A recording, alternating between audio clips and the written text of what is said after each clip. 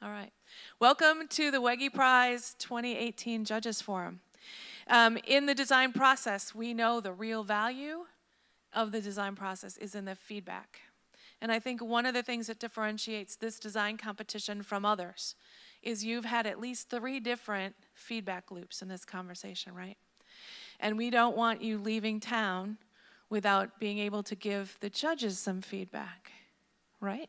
They've been giving you some insights, and probably you have questions for them. And this is really the first real, live, face-to-face conversation you get to have with our judges. So I'm going to start by saying, judges, good morning. How was your Friday night in Grand Rapids? Good. Could you grab a mic and could you just quickly pass it around and say who you are and what you do in the world? Thank you. Okay, my name's Colin. I work with the MacArthur Foundation. I'm based in the UK. The foundation has been in operation for 7 years or so now, and we work solely on this idea of the circular economy. We run all sorts of initiatives. For example, we work with businesses, we work with universities, we work with governments. My role, though, is in the education team, and that's how I come across the Wege Prize, actually. Someone from KCAD got in touch and said, hey, we're running this great competition. Do you want to come and be a part of it? So I said, yep, I'll be there. And 5 years later, here I am on the stage. So yeah, I work with universities, with schools. We do online education, all sorts of different stuff. And it's a real pleasure to be a part of this whole process too. Mike Werner, and I have been involved in product sustainability for about 15 years, and I have the wonderful pleasure of playing at Google. So I lead safer chemistry and product sustainability for the consumer hardware division, a relatively new division of Google.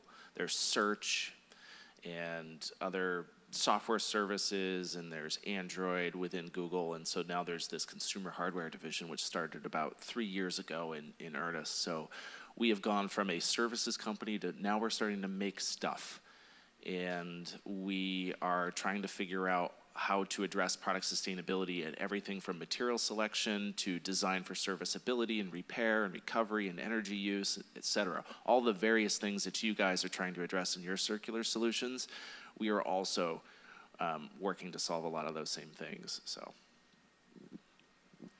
Hi, my name is Alicia Gama Levitch. I'm a professor at the University of Santiago in Chile. And my work is focused on digital fabrication and connecting those new centers of local production with local supply chains. So thinking about being inspired by nature, looking at the materials all around us in abundance that we can actually use for manufacturing. And so we're launching at the moment a platform called Materium to actually show and share these new material recipes, so anyone, anywhere can participate in the next generation of materials for a circular economy.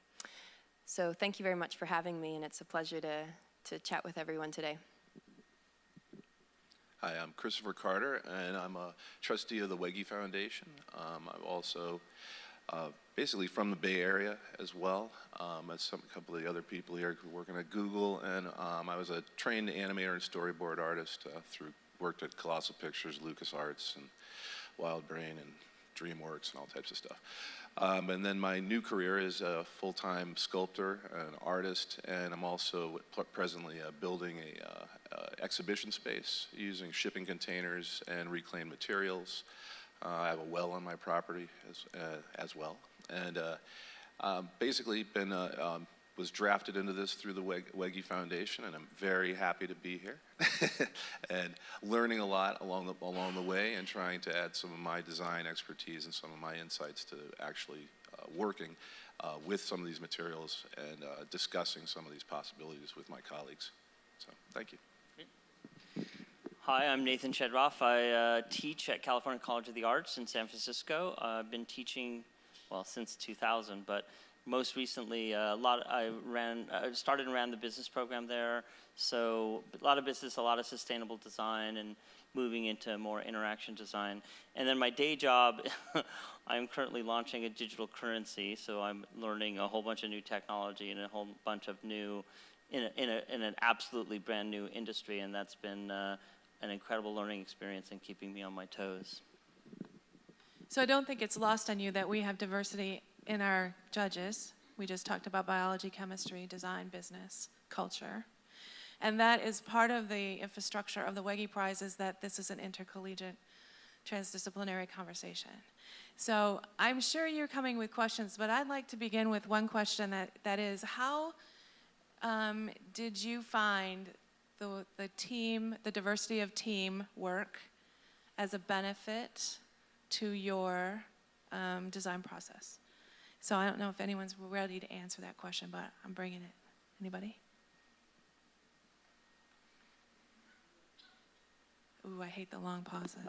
I'll have a follow-on to that, and that is, did you feel like you had the right tools to be a successful collaborative team? Excellent question. And if so, what would have helped? They're thinking. We got an answer.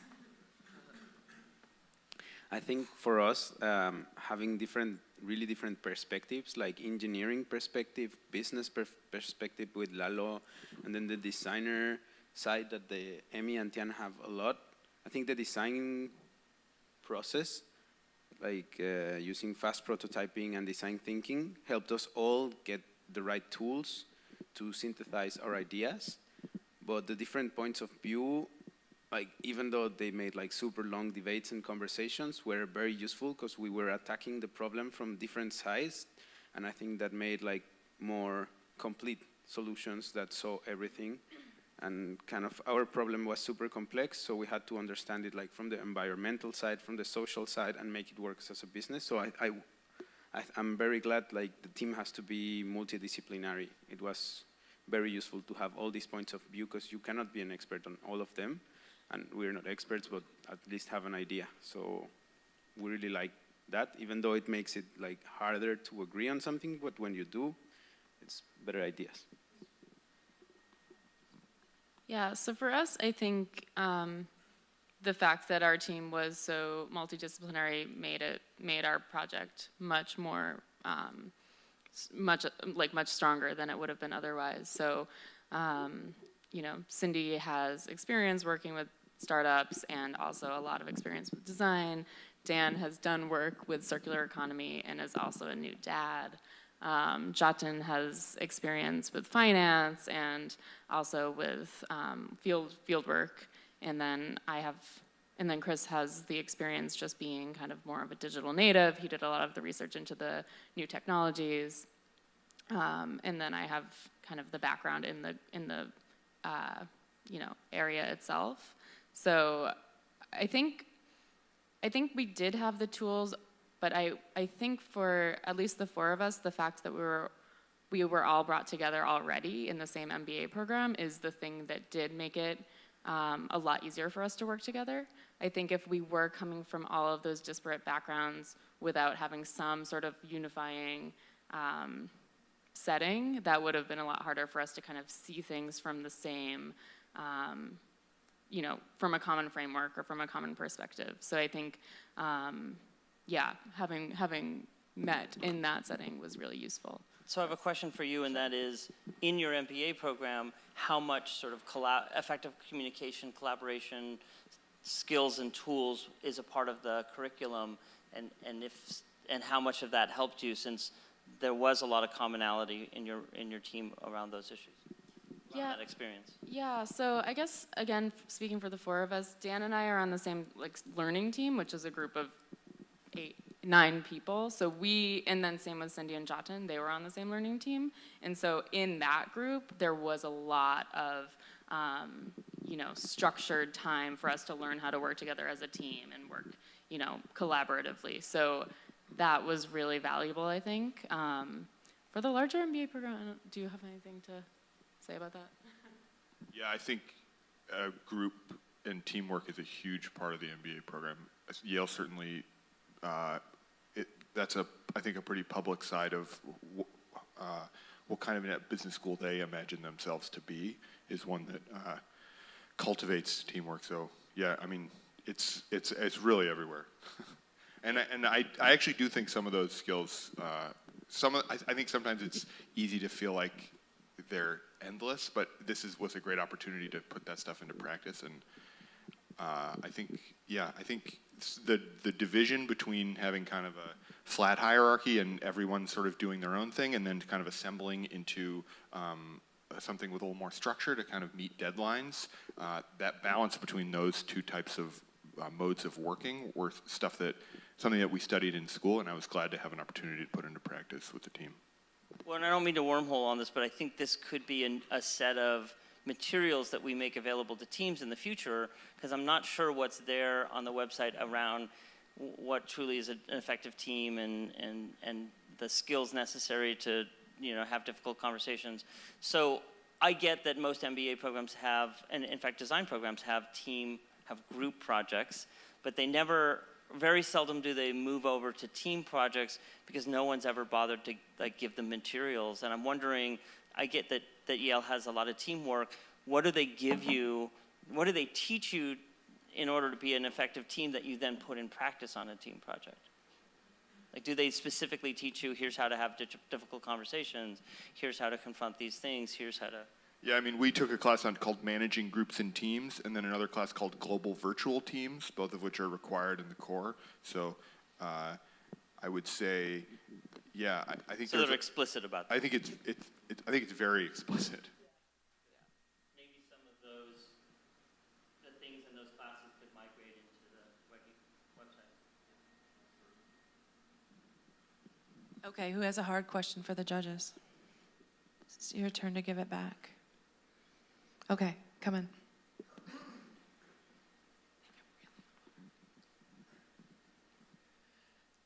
So, part of our project is that these communities all have their own knowledge about how they have been making tourism, how they have been attracting people, and they have their own solutions and everything. So part of this, we want to make it, in the platform, we want to make it a platform for them to share information, for them to share their own solutions. So this question would be for Alicia, for example, and when you are developing this platform to share information, what insights have you gained about how are people more willing to share, or how is this information more easy for the other people to understand and to use in their own hands? Well, I can say that I'm with you in the process right now. So I think we can learn from each other as we launch these kind of platforms with a similar logic and ideal behind it. So I think that just by way of saying I haven't figured it out, and I think it's a really interesting challenge to kind of discuss together and learn from each other as we go along. So I'd love to do that. By way of trying to provide some level of insight. I've been thinking about this issue specifically, so I'll put it in my terms and hopefully it can translate a bit. Our challenge is democratizing access to information around materials, and this traditionally has been a very professionalized discipline, if you think of it that way.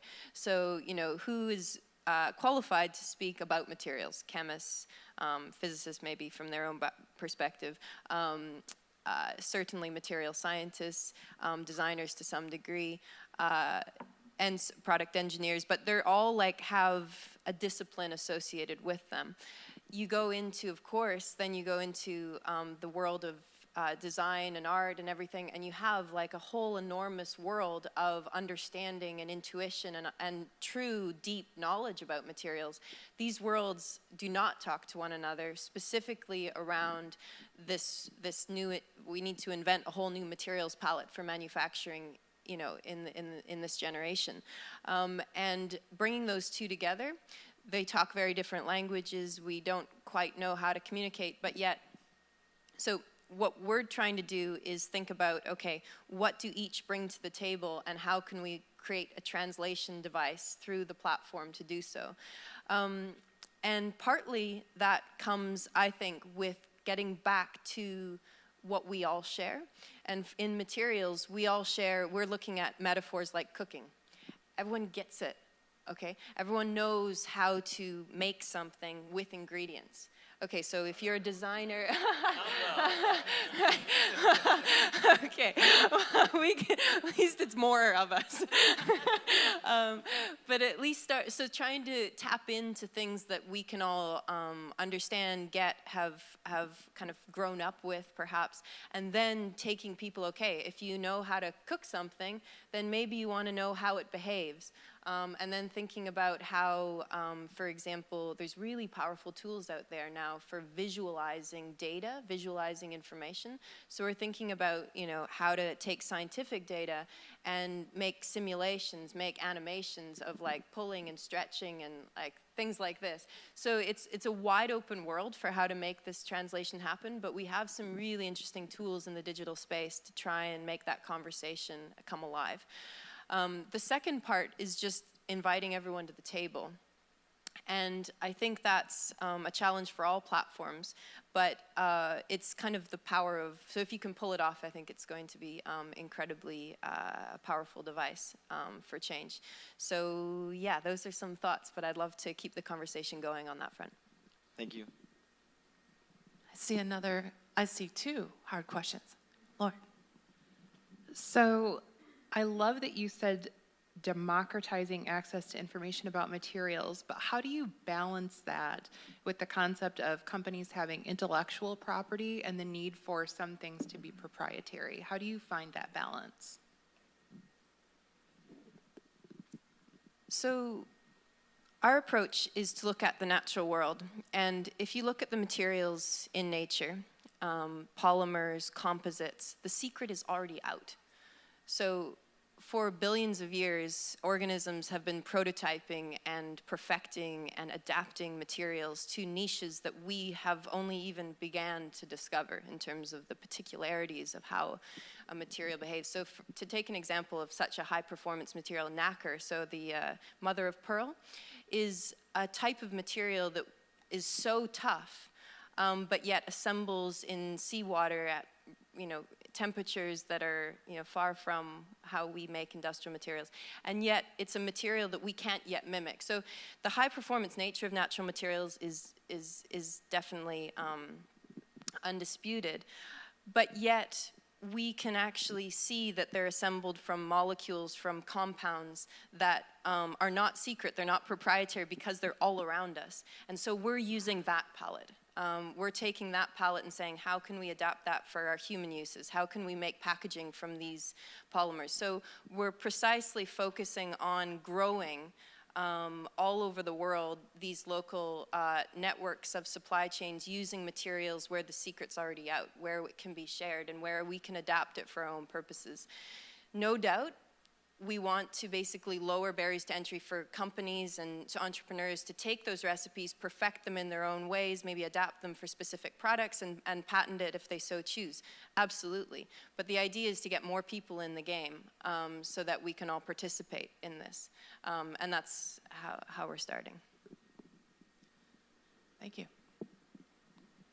I have a question about process. I'm curious if there was feedback that you found yourself giving to team after team, and whether you have any insights about blind spots around either the process or circular economy that you can extrapolate over all the teams that submitted.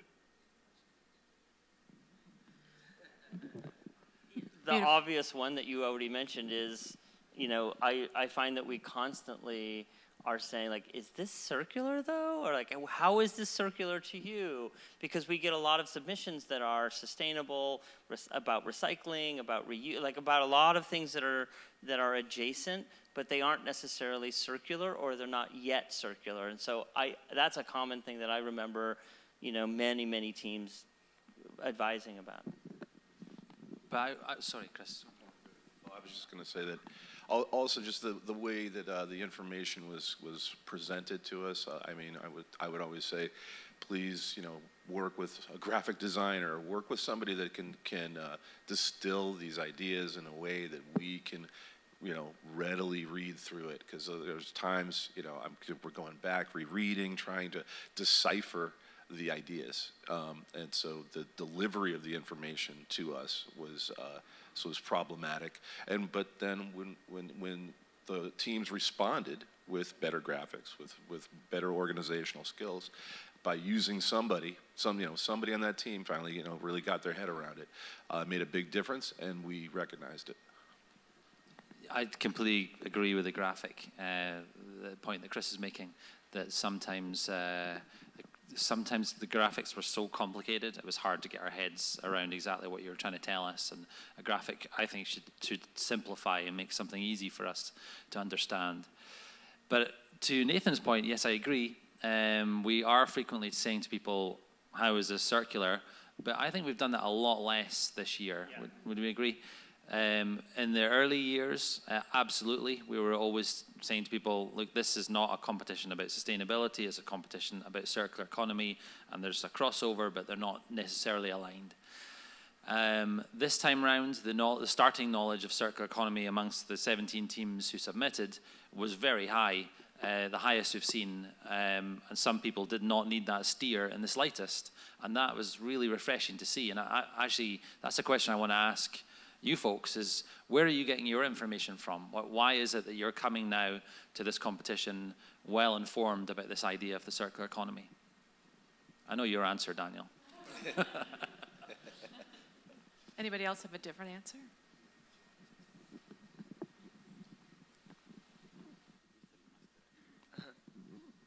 Yeah, so I think we learned a lot about circular economy with the Wege Prize, actually, because I mean, we had this whole idea of the project, and we had started like doing some research, and our idea was there. But then when I talked to one of the people that was finalist last year, and they were telling me all this about it, because you know, you hear circular economy all the time now, but I never actually put in my head into it that in depth. So I think it was very useful for all of us to have all the resources in the webpage of the Wege, because we started our research from there, and then we started like going deeper into it, and we just said like, "Whoa, this clicks perfectly what we want to do." So yeah, I think it was a lot of research once we got into it.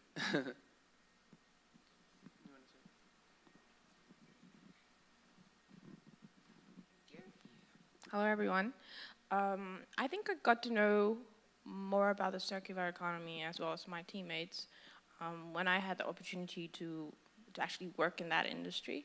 So prior to the Wege competition, I was working for a Netherlands company that was trying to improve, repurpose electronic waste. So we were trying to find innovative strategies to ensure that, you know, there was a circular economy built around electronic waste in Africa as well as in the Netherlands, and trying to tighten that. So that was like my first-hand awareness or information about the circular economy. So when I heard about the Wege Foundation, I was like, I think there's a link there. So I also went on the website and got to find out more. And also from the MacArthur Foundation, there are really amazing articles over there spanning across different industries.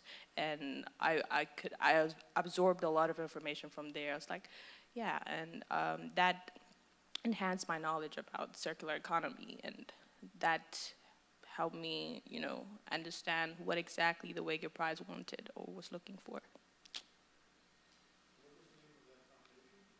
MacArthur Foundation? Yeah. Any other questions for the teams? Because they're going to give you another hard one, I feel it. Yeah. Okay. My question is also about the judging process. So how did you weigh the value of a good idea versus how far along that idea is, or how polished that idea is? And also just like in terms of the different levels of experience of the contestants, you know, some of us are undergrads, some of us are graduate students that have been exposed more to this sort of thing. Yeah, and I guess sort of a follow-on to that is, how do you consider like whether becoming a finalist will be a catalytic thing for an idea versus they'll be totally fine if they don't make it to this stage? And do you try to kind of correct for that, or just insight into kind of how you assess all the different ideas?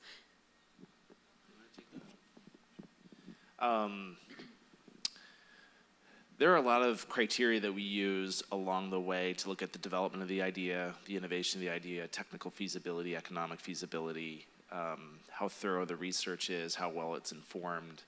And certainly this whole experience was informed by the final presentation.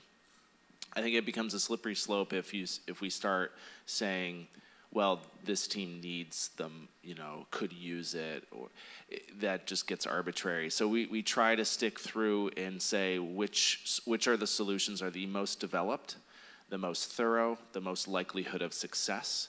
Those are the teams that end up getting invited to a finalist stage. So, others.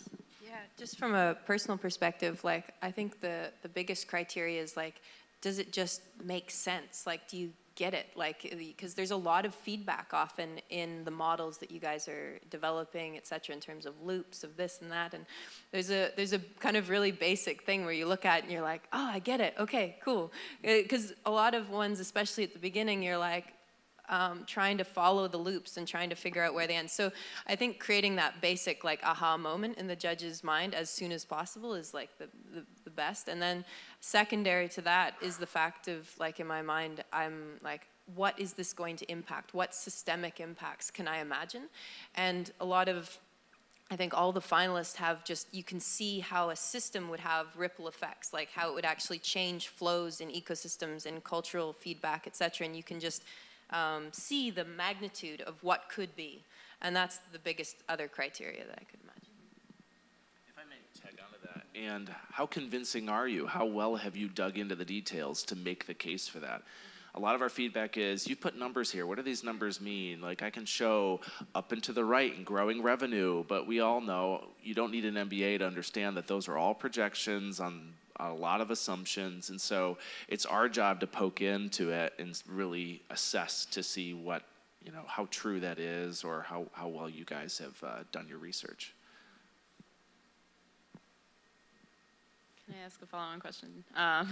So I guess in terms of the, in the spirit of getting more people to be thinking about circular economy and kind of growing this movement, how do you see, like, what kind of support do you see going to the rest of the teams and encouragement, even if, an idea doesn't get to the finalist stage?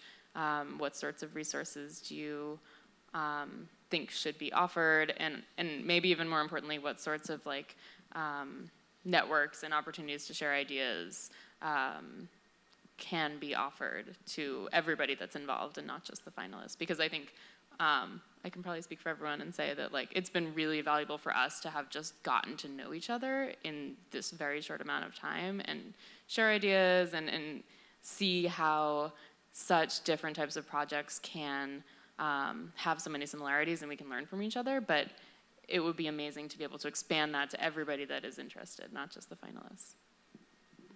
Yeah, I don't think we have a solution for that quite yet, but we've been talking amongst ourselves about, now that we're at our 5th year for this, to maybe to go back and get a look at also the trends we were talking about. Do we have a trend on who we're bringing to the final table, for the final 5? Because I think in my mind, and I don't know about the rest, but if you make it to the final 5, you've won. You're there. And then it's just, it's really then your presentation. The presentations have been able to sway us one way or another. It's very, very important, and it actually solidifies sometimes our approach and our how we saw your project coming together. But I think it's going to be invaluable to go back and take a look and see what's going on. I offhandedly said it seems like, it sort of almost feels like like for the last 5 years or so, you guys have been like the farm team that's coming up. That's coming up with these great ideas, and I think we really need to follow through, all of us, to see where those teams are today, and maybe what, also then when we were looking through some of the other ideas, we talked about, I think it was the fabrics, and I think it also went back to your particular idea, was there were other groups that didn't make it to the final 5 that also had pretty interesting ideas, but just weren't quite there yet. And personally, I think that it might serve us well to see what happened with some of them, and if they did take to heart some of the comments and directions we were trying to put them in. I have a comment on both presentation as well as continuing kind of the network. In terms of presentation, I was blown away by the storytelling ability that you guys all had in terms of the present. And I felt there was often large gaps between the story that came from your written submissions and the storytelling ability that you guys had on stage. And I would just recommend in going forward and taking your ideas further, try and think about how to distill your presentation skills, like your ability to tell a story, try and put that onto a page somehow. And you know, it's hard in 2D to do what you do it live, but I would say there was quite a large gap often between like, oh wow, okay, and I was just with it suddenly. And you can do that if you take the time to put it on a page, but I think that would be a recommendation. The second, taking a step back, I think, in terms of developing ideas generally, because these are all huge ideas that if they're going to take off, are going to require coalition building in terms of bringing together the networks you guys have made here, but also reaching out, encouraging more and more people to come on board. And I would just emphasize the fact that with these big ideas, my experience over the last couple of years building Materium, when I first got into the startup space, I was scared as hell by a lot of people being like, someone's gonna steal your idea, you have to like do it fast and do it quick and don't tell anyone and then just surprise the world. And I was like, okay. And it was really, really bad advice, because the type of solution that I'm interested in, I can see in your guys' solutions as well, the heart of it is so big that you need to invite so many people to the table. And some of those people are gonna go dormant for a while and then spring up with like an amazing solution that's the key to the next step, etc. And I would just say, like, be generous, open your idea to as many people as possible, but yet keep the hand on the rudder, know where you're going, and figure out when someone's like, you know, making you deviate or not. So you have to like have your eye on like where the compass. But at the same time, like, invite as many people as possible to the party. So that would be what I recommend. Yeah, it seems to me that now that there's 5 years worth of, you know, finalists as well as other entrants, there's the opportunity maybe to have an alumni association, right? Like, you become the mentors for the next teams coming in because you've had the experience, right? And we maybe now have enough people to really make that a reality. I think Wege Scholars. I like it. I just came up with that one. Wege Scholars. This is a great dialogue. We're about 15 minutes to the end, so if you're saving the really wicked questions for the judges, now might be a good time to bring it forward.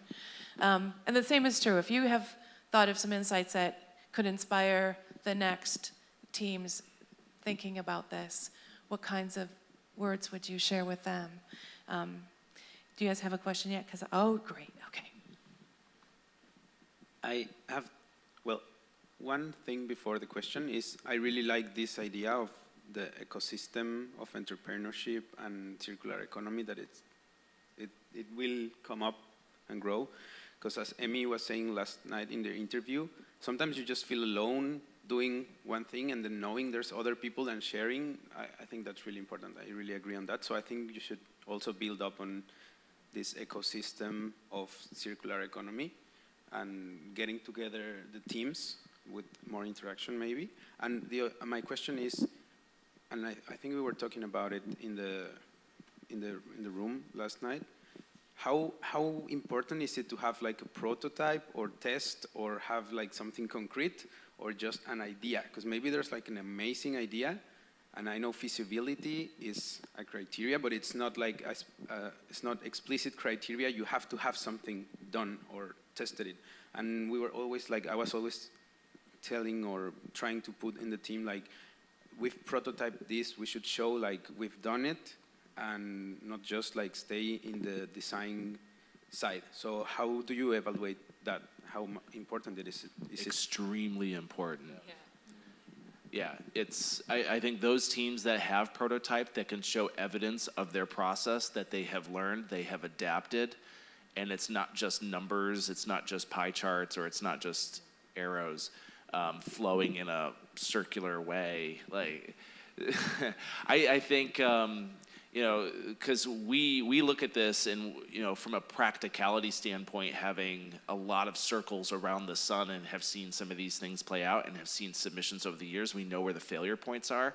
And it's so amazing when you guys have already seen those and you've already learned from them. And I think, so prototyping, I think, is essential. And the story that you guys, each of you told, was all informed by your prototyping. So that's why you're here. I have something to add on that. Yeah, in terms of the business, I find that the business model aspect is one of the most kind of awkward parts often of like kind of new ideas in general. And I think that's what prototyping does, is it shows the value, because it doesn't need to be like a polished business model that's going to sell. It just needs to show that there's value in flow and you're a part of making that happen. And so it suddenly makes the kind of need to have a watertight business projections out into the 5-year horizon, whatever, all this kind of stuff, where, so much effort is put on that often. But if you just focus on like, how can you actually create value and then show evidence of it, that's often the most powerful device for in that context of like the business model discussion. Yeah, I could just say that, in our deliberations, quite often we come down to, have they prototyped it? What does the prototype look like? And that could be the difference for us, if it's going to be a successful one or not. So it's extremely important. Well, and for every team, it's going to be different about what the prototype should be, right? Like, we don't need you to prototype shipping baby clothes. Like, we get that that's possible, right? For you, it's the business model and it's talking to customers to validate interest. So for every team, it's gonna look a little bit different, but that hard problem that is at the center of what you're trying to solve, we want to see some evidence that this is more than just an idea, because I think we do a really poor job in our culture talking about the value of ideas, especially if you're an engineer or a business or a designer, but even business people. Like, you could have a zillion ideas a day. Like, ideas have zero value. It's all about the implementation of it. And you can't protect an idea either, by the way. It's all about the implementation of the idea. So what we're looking for is some evidence that you've implemented parts of it, and you've learned from that implementation, from that prototype, that then is helping you refine and improve whatever it is that you're trying to do. I will say something quickly about that, but then I want to change the subject. Is that allowed? Thank you. Okay, just to say, I think it's no coincidence that the teams that finished 1, 2, 3 seem to have the best developed prototypes in this particular competition. But I wanted to change the subject and ask you lot again about the feedback process, because we've been through 3 rounds of feedback. Well, 3 of us feedbacks each team in every round or something like that. I'm not sure what the maths are. I said maths, and I'm in the US. There's some law against that. Thank you. So, what is the value of that process? And please be brutal. Do you read through the comments? Do you amend your projects as a result of it? Or would less feedback work just the same for you? How much eye rolling do you go through while you read our comments? What swear words do you use?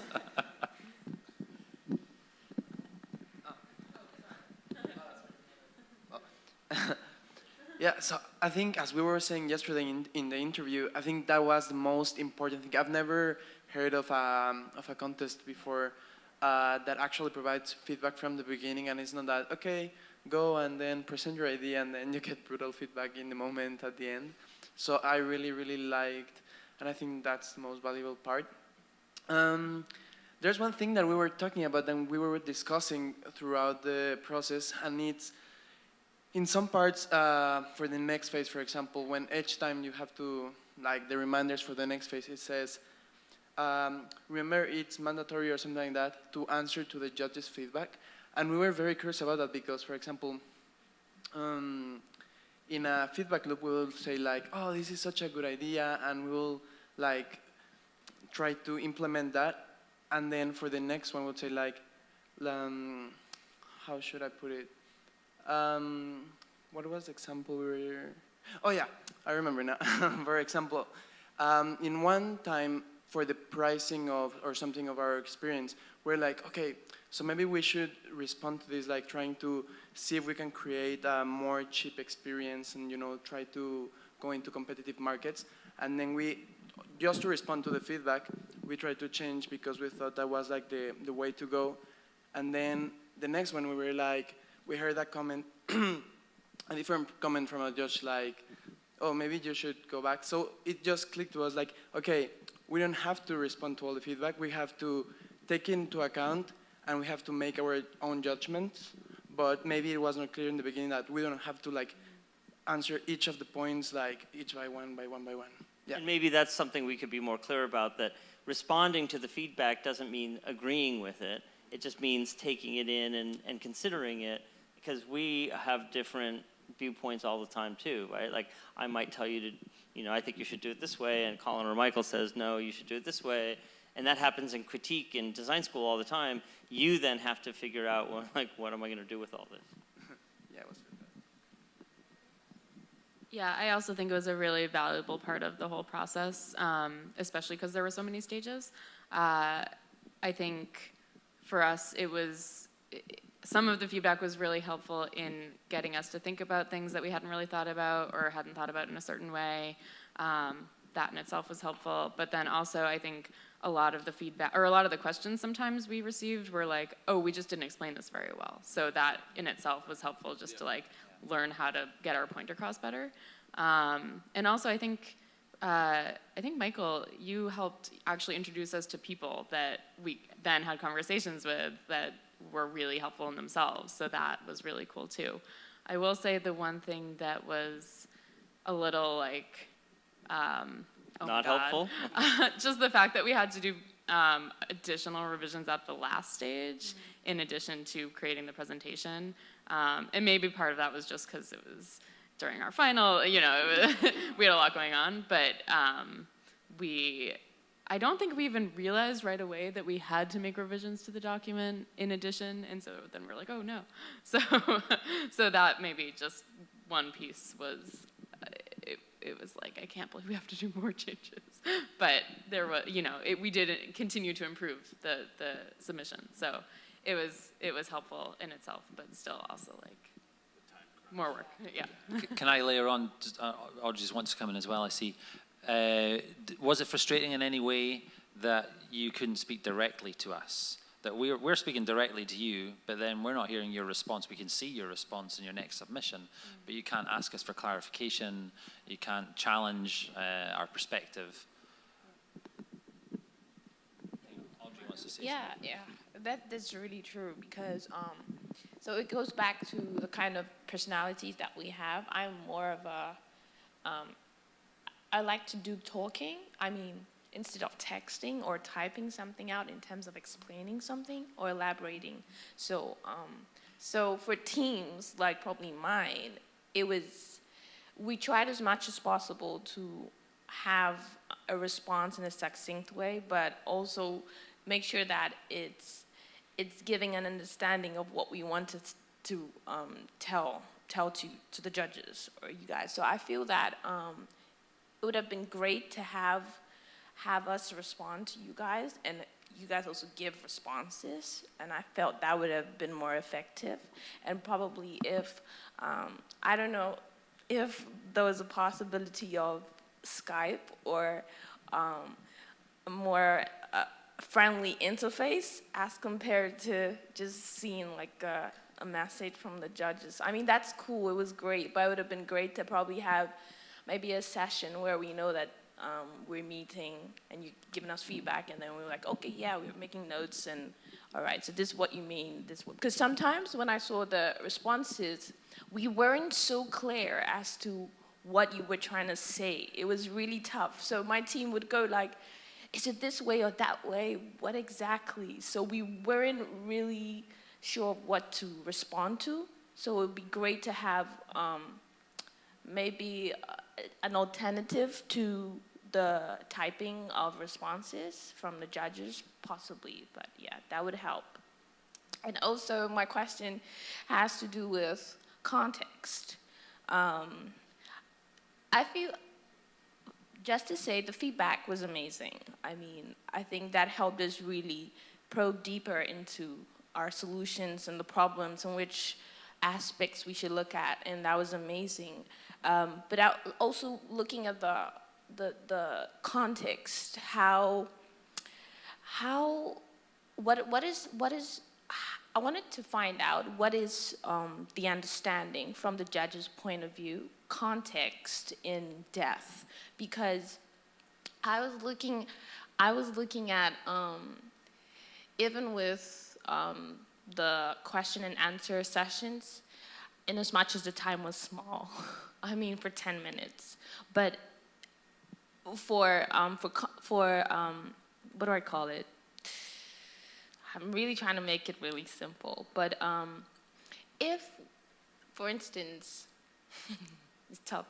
I wanted to know how easy it is for judges to understand context and be able to understand that a response might not be necessarily as it is. For instance, with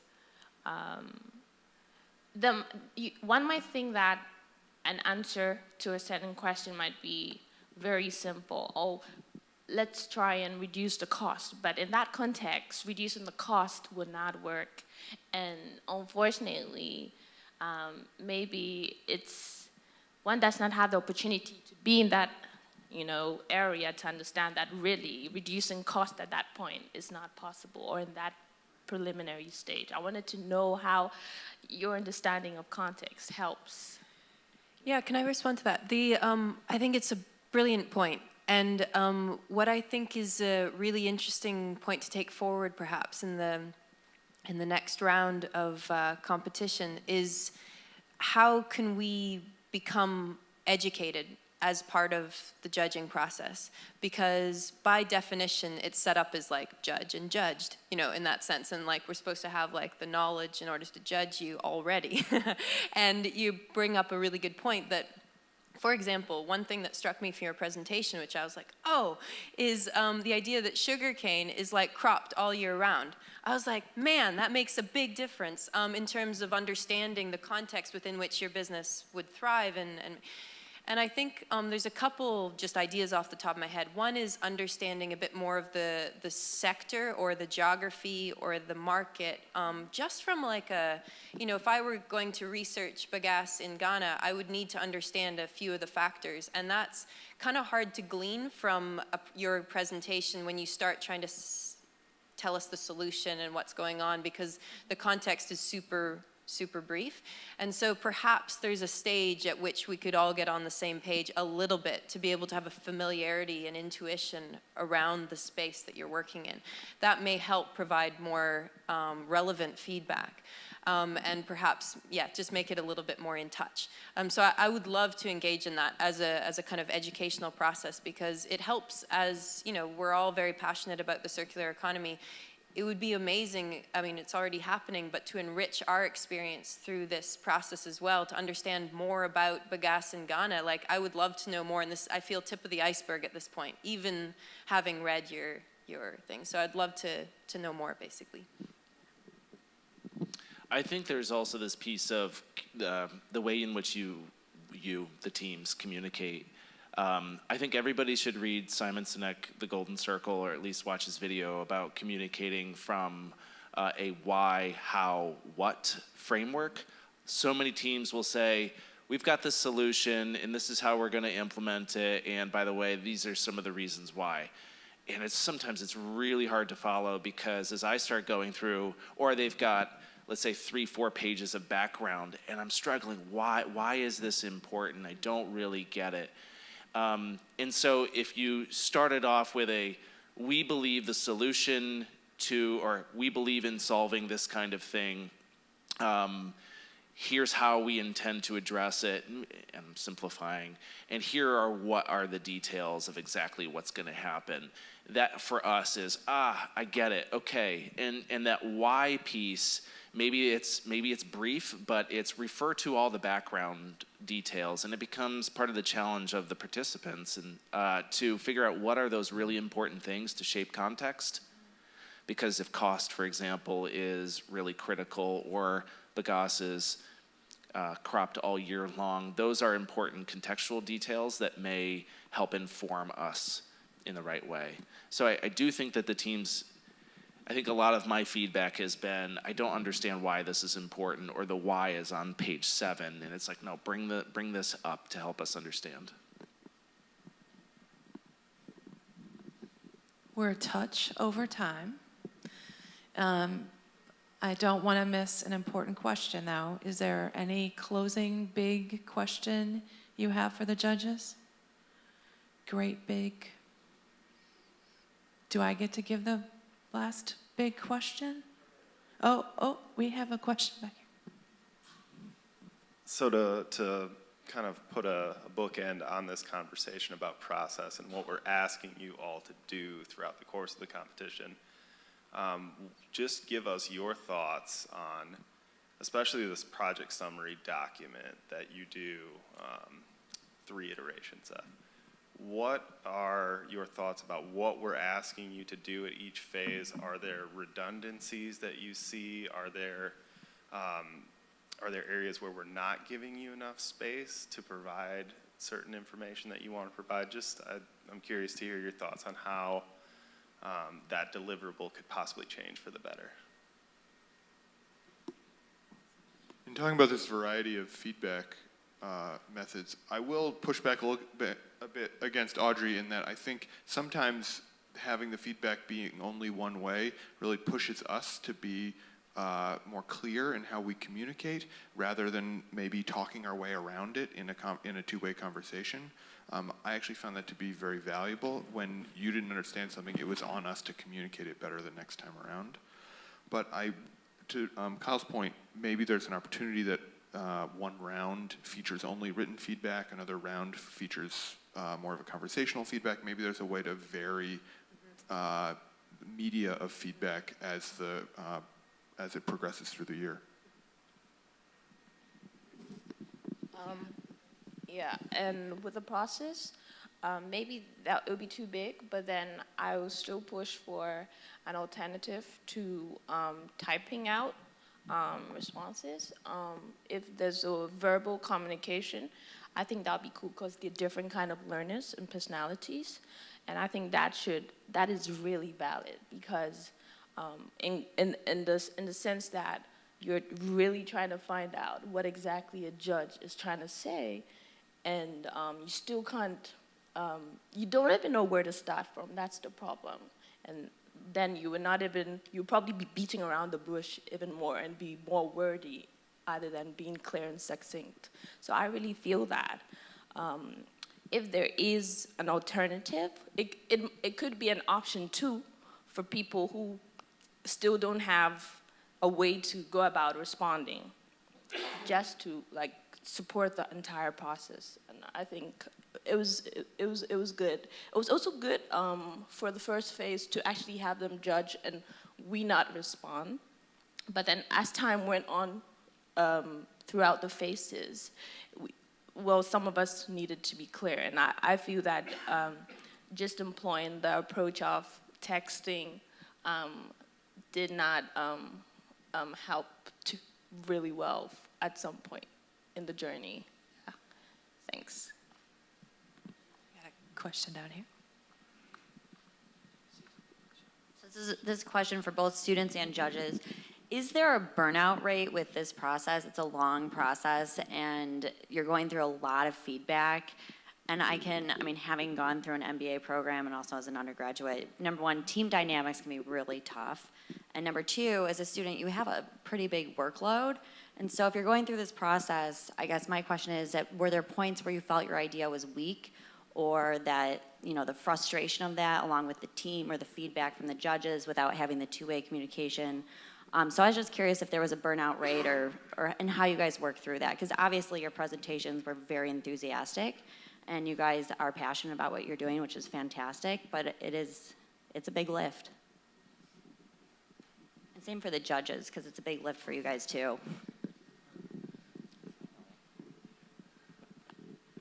I think for us, and I think for all of the teams here, these projects are things that we were working on already. So I think if it were kind of an idea that we devised just for this competition, it would have been a lot.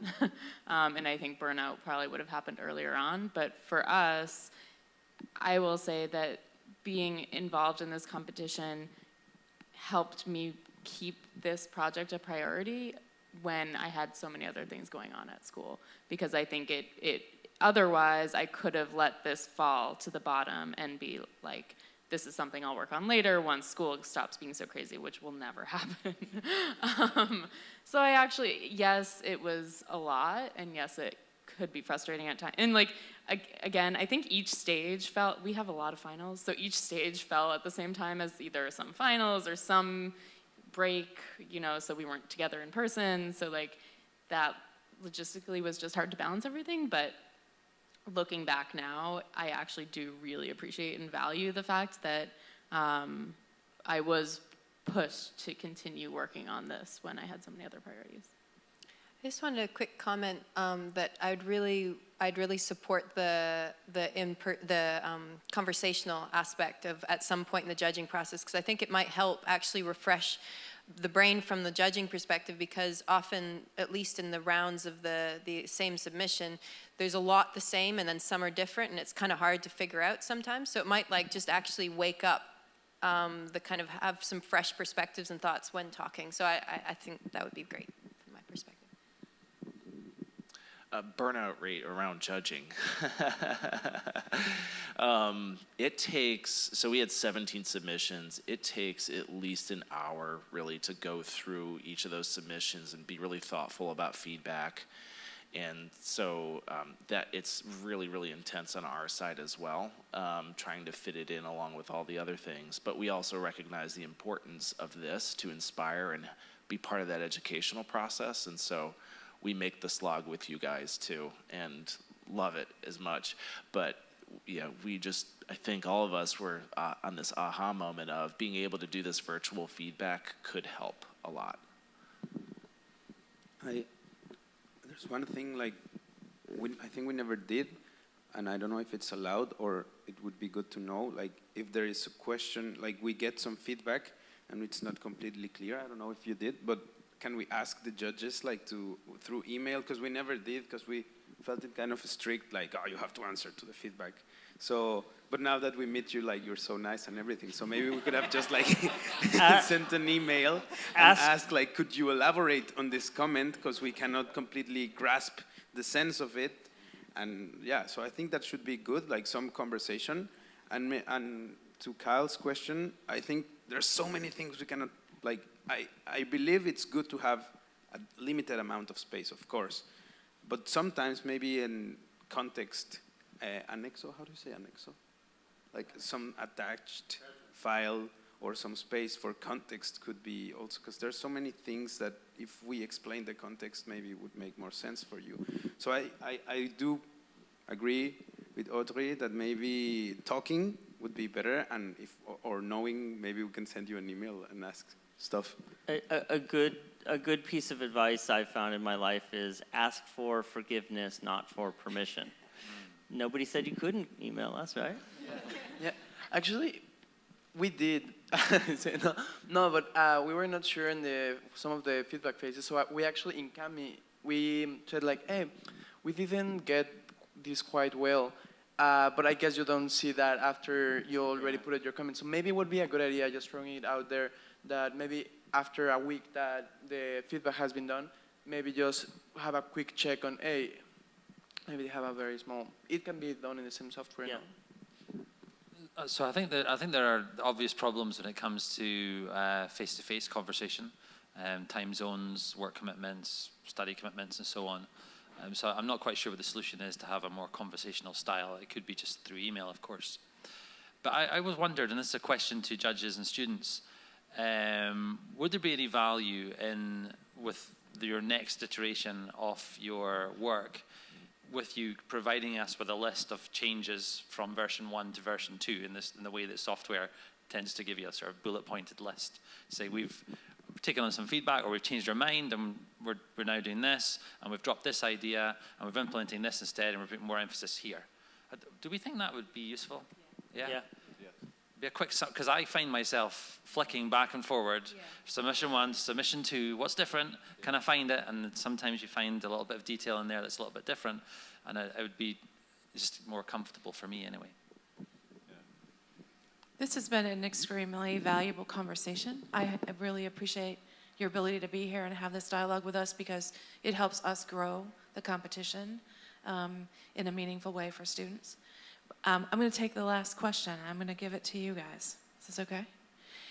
I'd like you each to quickly say what is next and what inspires you.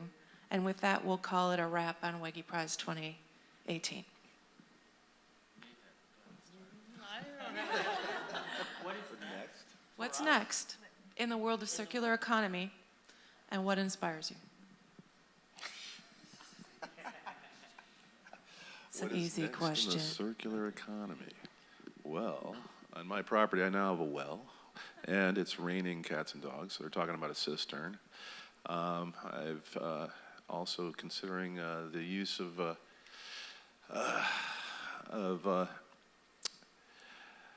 solar panels and whatnot, all that kind of stuff. I'm just trying to finish my project. And what inspires me is dealing with all these different ideas, dealing with all the different problems, figuring out how to work with engineers, figuring out how to get these processes to actually work, getting my team of people to work together, which is what this is happening right here. All these, I think it's always the frustrations that I find deliver sometimes the most fascinating solutions. So that's really what's fueling me, and seeing the light at the end of the tunnel, knowing that I'm going to get there, knowing that it's going to happen, and being able to rely on other people to get it done. So I think in terms of the circular economy, what's next, I think, is understanding the nuance and implementing the idea of what flows at what scale makes sense.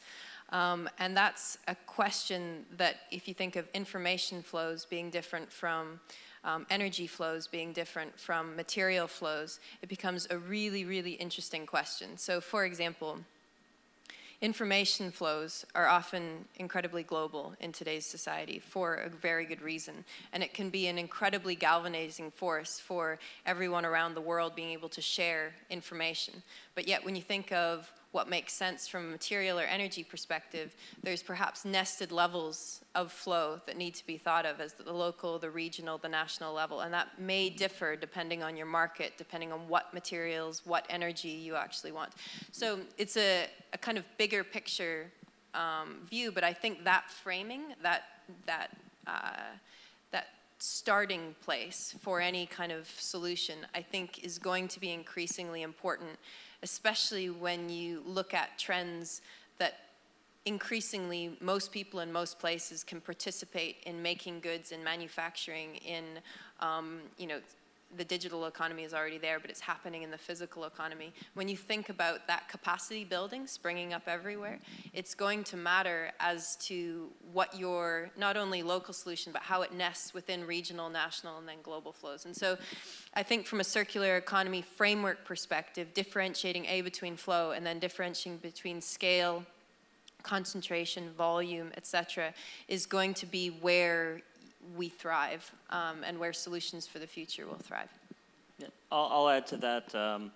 In terms of circular economy, we need much better tools for the material flow and the material assessment and the ecological impact. But we actually have some pretty good tools that have been developed and are being used. Where we're really lacking is in the social and cultural tools. We don't have good social impact assessment tools, or what's there is just nascent. And then to some extent on the business side, we're using, sometimes they're new tools, but they're all based on ideas from 50 and 100 years ago, and we need wholly new tools to develop the next level of, business models and strategy, and understanding how the impacts, the actions we have impacts socially and culturally. I was talking to Victor earlier about this and some others. This is all about people. Like, this is almost never about the technology. It's all about our abilities to to see what needs to be seen, to act on it, to collaborate in trying to make change.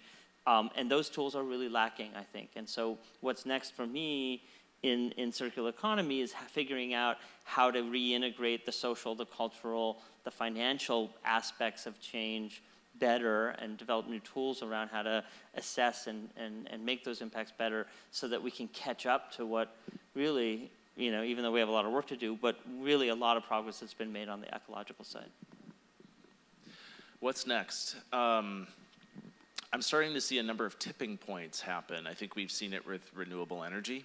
And I think we'll start to see it with big data and information getting aggregated and processed in really, really innovative ways that are going to start to address some aspects, whether it's around materials or product, energy efficiency or whatever. Google's engaged in a number of projects as an example of using old cell phones in rainforests that listen for the sound. Rainforests are incredibly noisy, but they are able to listen and transmit sound to a group of servers that will find the sound of chainsaws and then can dispatch folks to address illegal logging that's happening. And so the ability to listen and cancel out sounds and start pinpointing these locations. And then another project with respect to illegal fishing that's happening and tracking transponders of boats and satellite imagery to protect wildlife. So I think there are some of these tipping points that are happening, which I think are super exciting. What inspires me? Well, part of it comes from an incredible disappointment, which is that we are in a place where governments are no longer able to protect us. And where we have expected them to be the guardian, we are now have moved into this place where folks like you and I are starting to embed ourselves in companies and in many ways doing nonprofit work in for-profit enterprises. And consumers are expecting companies to be socially responsible, to address the circular economy, the impacts of the things that they make in their operations. And what's so inspirational are the changes that are happening because businesses are fast and nimble. And businesses now have to be honest about their operations because of availability of information and the impacts on their brands.